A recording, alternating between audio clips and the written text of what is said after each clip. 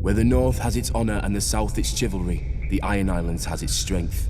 We call ourselves the Ironborn, and we are warriors feared throughout the Seven Kingdoms. Or so we used to be.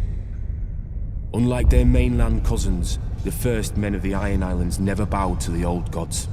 Theirs was the drowned god, who made the Ironborn to reave and sack and write their names in salt, steel, and song, that his enemy, the Storm God, could not wash away.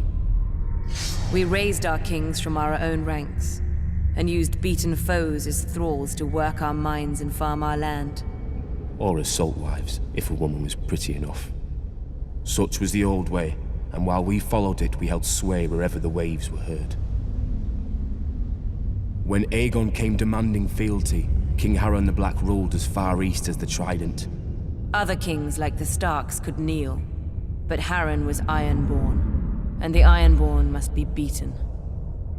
In Harrenhal, he had the mightiest castle in Westeros, and the army to defend it. But Aegon did not intend a siege. He mounted his dragon and roasted Harren and all his sons in their tower, and the Old Way with them. Because of Harren's defiance, Aegon pushed the Ironborn back to our islands and gave the Riverlands to the Tullys. But he did allow the Ironborn to choose who would lead them. House Greyjoy had always been one of the greatest houses of the Iron Islands. We trace our descent from the Age of Heroes and the legendary Grey King, who took a mermaid to wife and made war upon the Storm God for 1,000 years. Blessed by the Drowned God, the Grey King fought and slew Naga, the great sea dragon, and took her fire for his own.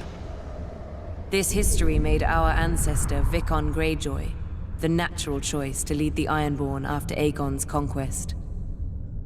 For 300 years, House Greyjoy ruled the Ironborn. We styled ourselves Lord of the Iron Islands, King of Salt and Rock, Son of the Sea Wind, Lord Reaper of Pike.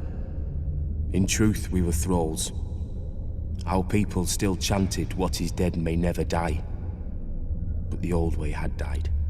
Until the Targaryens followed their dragons into the grave, and our Lord Father, Balon Greyjoy, rose against the new king, Robert Baratheon. He seized our ancient crown and sent our Iron Fleet against the Lannisters at Lannisport, burning all their ships before any could weigh anchor. Though Robert and Eddard Stark would later defeat him, they understood us no better than Aegon. The Greyjoy sigil is the Kraken. What it grasped once, it will never surrender. What is dead may never die, but rises again, harder and stronger.